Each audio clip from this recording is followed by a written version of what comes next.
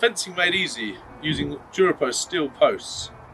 Have you ever wondered how to use steel incorporated into your traditional fencing methods? Well, here's how. Install DuraPost steel posts like any other post by digging a 600mm hole and setting with post concrete.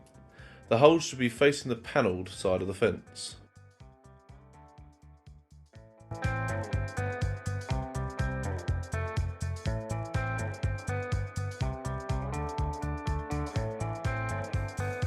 Use 150mm timber cleats fixed through the pre-drilled holes to secure your gravel board.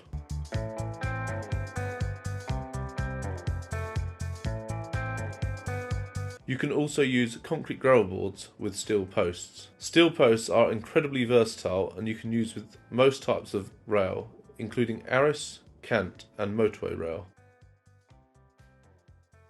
In this demonstration, we're going to be using Arris rails. Secure your rails using 40mm screws fixed through the pre-drilled holes.